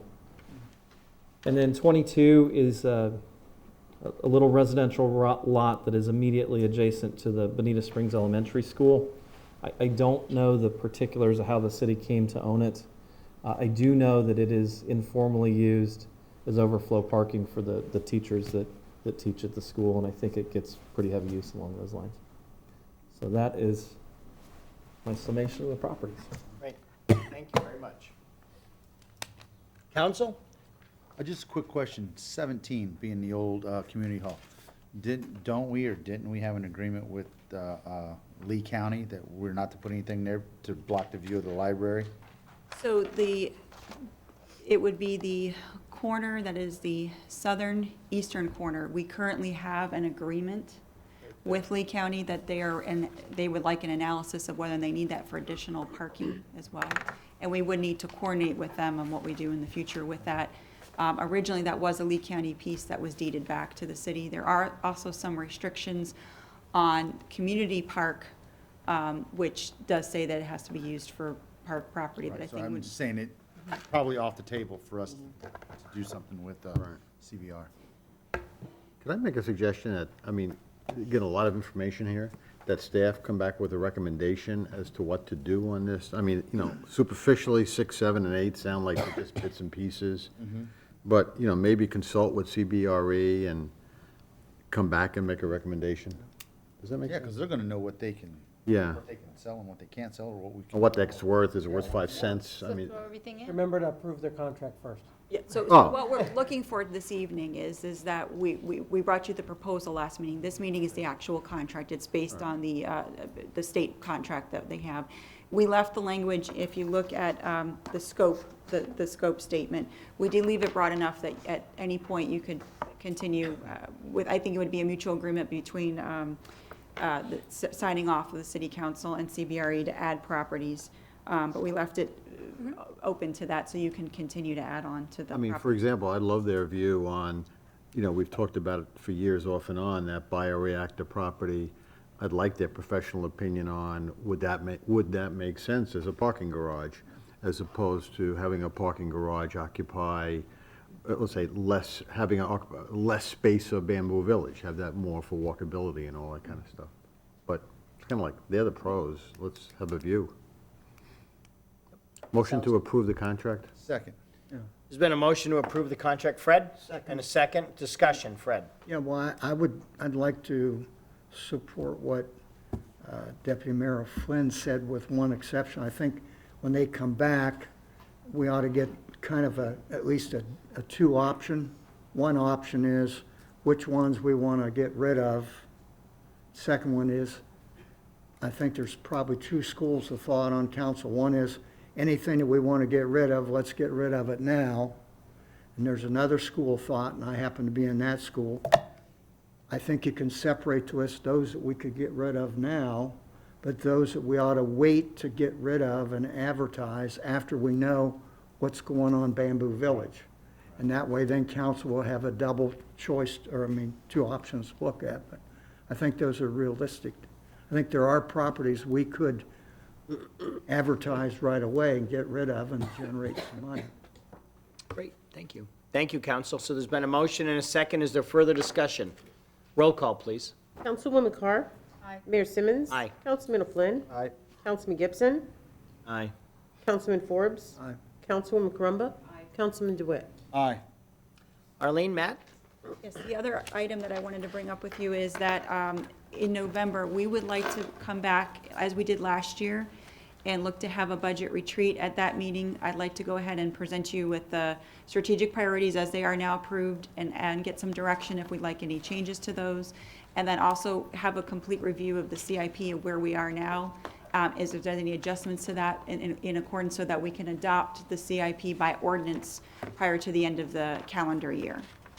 I didn't know if you wanted me to come back with some dates for the next meeting, have Debbie reach out to you all. We would like to do it as a separate than a city council meeting. Okay. Fine. And last, I just wanted to remind you all, I've had the pleasure of being with you all as your city manager for a year.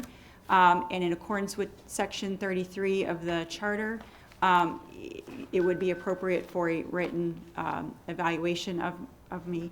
So I'm happy to go in any direction you like, provide any information you need. I would like to provide you at that November meeting with sort of an update annual report of what we've done to date with the projects that have been assigned to us. But I'm open to any process or suggestion that you have. Okay. Yeah, no, I think we talked about the evaluation form a lot. A lot. We can talk about it some more. I'm not opposed to that, but I think we're probably okay. So I just think that, fire us out the forms and we'll get them filled out. I don't know, I really hope that we could have like an objective evaluation that's concrete, just to review, like, the objectives that we've set forth, and just to have an update of what we've accomplished in the year since you've been leading us.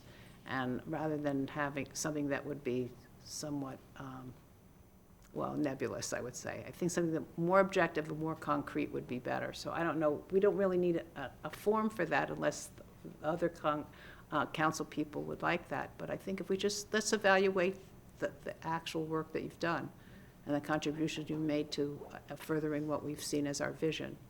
And it's a related issue, which is pretty obvious, which is it's time for a review of salary of the city manager. It's been over a year, and that'll be looked at in the context of that. I don't know exactly how we're handling that with Derek, because he's outside, inside. You can give me a raise. Oh, well, yeah, but you don't.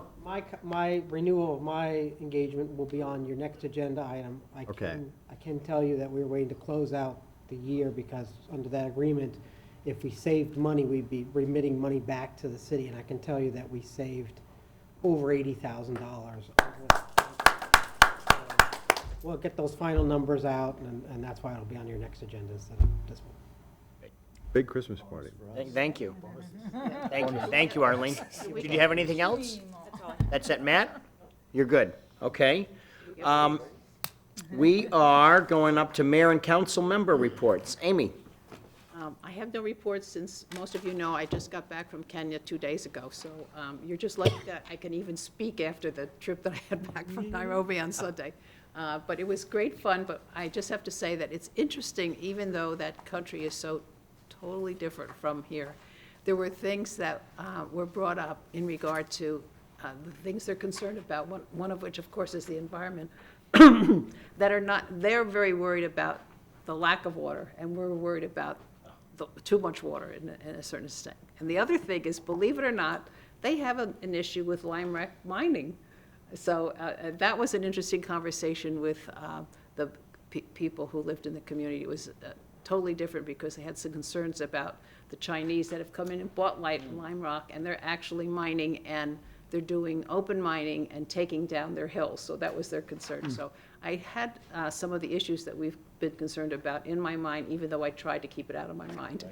So other than that, I have nothing to report, and just to compliment you on doing a good job while I was gone. Wonderful. Thank you very much. Thank you. Greg? No, I just want to compliment LCSO. I had the opportunity to go up and down Pennsylvania, and they're doing a heck of a job down there enforcing the speed limits and the stop really? signs. Yes. Excellent. Thank you, Greg. Laura? Okay, before I forget, I saw on near Wiggins Pass that there's a new sign for speeds, and right underneath it, it tells you what your speed is. Same size as the, and it's pretty cool. Solar, and How fast are you going? I was going the right speed.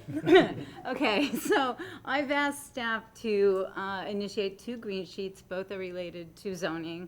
One is to implement changes to the setback requirements in developments that were reflective of the zoning. So I've talked to, and we'll just get, and the other one is also reflective of the zoning board regarding cell tower heights. We want to make it more appropriate cell reception. Well, the zoning board was pretty strong on their words. And so that we have cell reception that reflects our modern, charming city. And on the note of our charming city, the sculpture is fabulous. I love Clayton Schwartz's Moons of Galaxy. It's a wonderful, whimsical addition to our society. It was, I have to admit, I was really, really pleasantly surprised how wonderful it is. And so thanks to staff, and I think Parks actually did a little heavy lifting, but and then the board, of course, of Art and Public Places. Somebody pointed out to me that there's still lots of speeding going on Matheson, and they would like one of those little bleeping signs. Actually, Trish Leonard volunteered her place if you wanted to put it somewhere. And I'd like you all to save the date for December 2nd, and that's going to be something that the Historic Preservation Society is doing for holiday fundraising. And should note that the Historic Preservation meeting has been moved to the Lyos Hotel, and it will be the 17th, a Wednesday, October 17th. It's the meeting at 5:05, I think it starts, right after, business day. And it'll be in Lyos Hotel in the McSwain room, I'm sorry. And one last thing, that there's a Phoenix ceremony on the 14th, Monday, at the Bonita Springs Fire Station.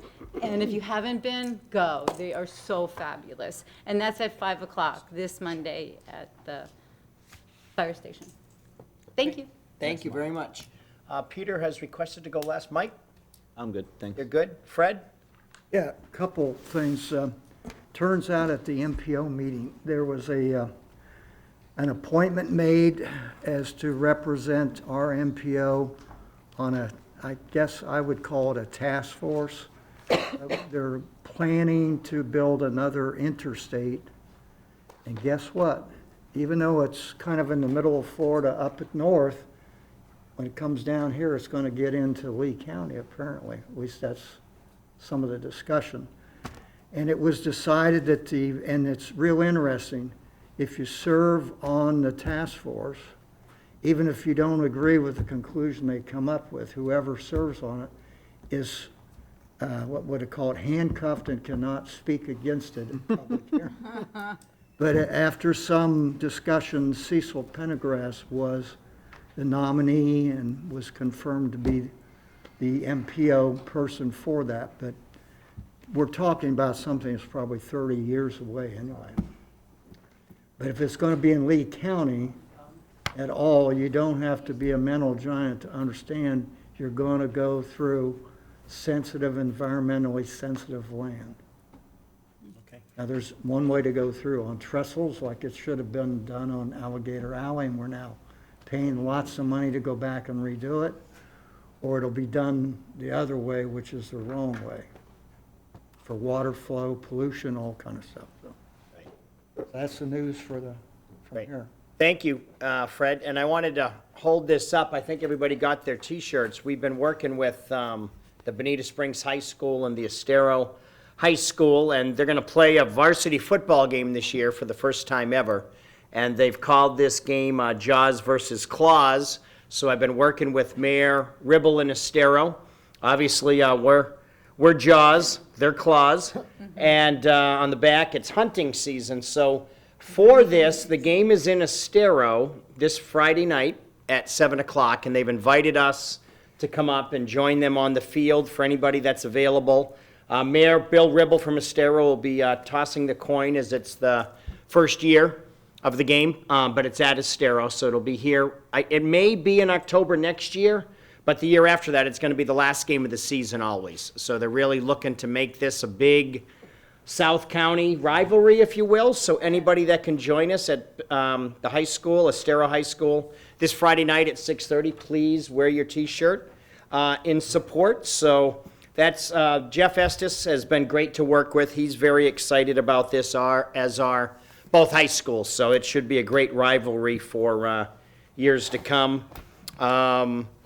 Trip to D.C. last week, like we've been hearing, positive news.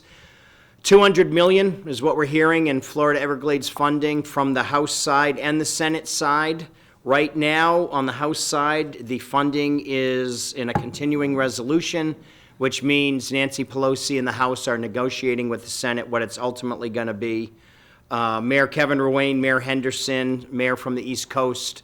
Amazing trip in the sense that, you've heard me say it, and I'm going to keep on saying it, we can't let off the gas, but it's looking very, very good, heading in the right direction, and ultimately believe it will be just prior to the Christmas or holiday break is when we'll have the ultimate answer. So with that, Peter. Well, Pete, thanks for working on that high school thing. That's a nice, Sure. nice thing to start.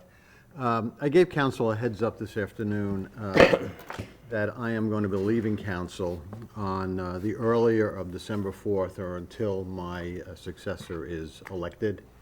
And the reason is a personal one. It's something that we've had a difference on, and I respect the differences on council, which is I am not comfortable serving during the period that was added on a few months ago for which I wasn't elected.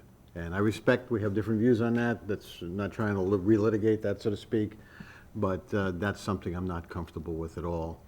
And in that regard, I think it's important that my successor have adequate time, because of the way the schedule has moved, to come up to speed with respect to the city budget and be prepared ahead of time. So that's why I'm going to be stepping aside, 60 days hence. So that's the end of the meeting on our December 4th meeting, Pete. So I think 60 days is more than adequate notice. I noticed in Naples, they had a situation this year when I think it was Linda Penniman resigned, and they had an election within 60 days. It happens to be, I believe, called for by the Naples City Charter. We don't have anything like that. It's up to council when they're going to have the election, but I would encourage council to try to have it as soon as practicable. So obviously, I've been privileged to serve with you all, and I'm going to be around for another month or two. And our great staff, we've done a lot of great things together, so more to say, but that's it. Well, thank you, Yeah, Peter. Thank you okay. very much. Yeah. Thank you. We have to respect your decision, and thank you. Thank you for what you've said. Council, is there anything else at the moment for comments?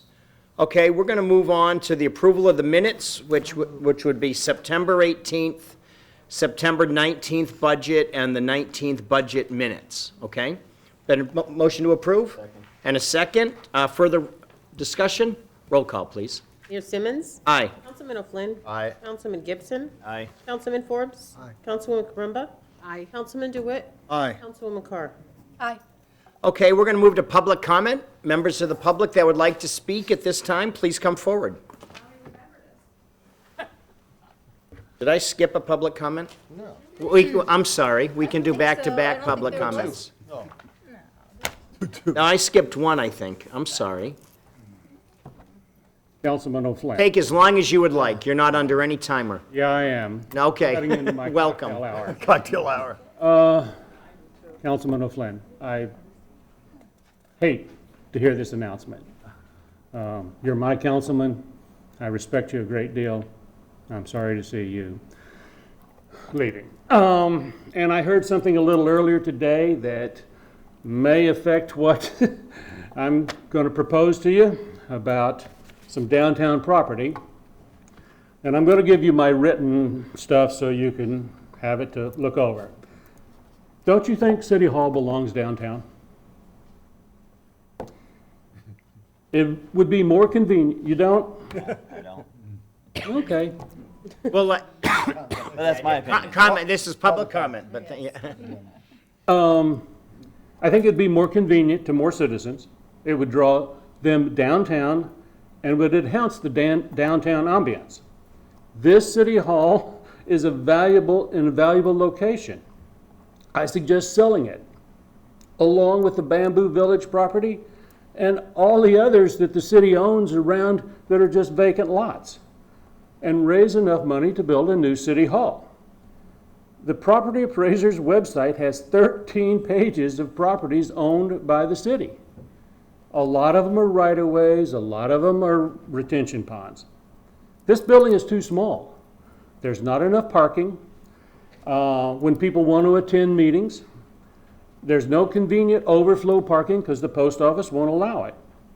I'd like to see a new building to be LEED certified with a zero net energy that residents are proud to show to their visitors and friends. I was hoping a new City Hall could be built on the lot that the city owns between the band shell park and the new library. A 4-story building on the north half of the lot, leaving plenty of room for the banyan tree on the southwest corner. The ground floor could contain the reception area, the council chambers, a multi-purpose room to handle overflow crowds, the sheriff's substations, and probably still have room for some covered parking for all of you and staff. I'd love to see a rooftop garden overlooking the band shell. My rough calculations indicate that we could build a new City Hall with enough room to handle all departments under one roof. And there should be enough parking if we use the lot that is just north and just to the southwest. I think that's like 16, 17, and 18 on the maps that we just showed here. This is the chance for this council to leave a permanent legacy for the city. My objective is to make Bonita Springs the best small town in Florida. Let's live up to our slogan, small town charm, big bright future. And I will leave these copies for everybody, and I hope it will come up for discussion. And I would be interested as to why you don't think it belongs downtown. So, again, thank you very much. Thank you very much. Other members of the public? Hi, Kathy McGrath, how are you? Well, I'm just fine, thank you. And you only get one demerit for not having public comment. You know that means But you get as long as you want right now. you need 10 attaboys, you know. And how can I fault that gentleman? Oh, my goodness gracious. I'll have just a few things of interest, but one thing, you were talking about the road that they're proposing. I believe they're calling it the Heartland Express. It's to be a toll road, and it somehow is supposed to connect Collier County to Polk County, where Wildwood is, near where the turnpike is. You'll be hearing a lot more of it, and I don't think we'll see anything in the near future. And you were talking about the property behind Shangri-La. As I recall, there was discussion years ago about an easement that was there. And of course, when Shangri-La was built years ago, they just put the fence where they wanted to. But at that time, the only thing that I always talk about is if we have any access to any body of water, you don't give it up. Because you never know, what if you need the fire department to put a boat in there or something? You don't want to give that up. Okay.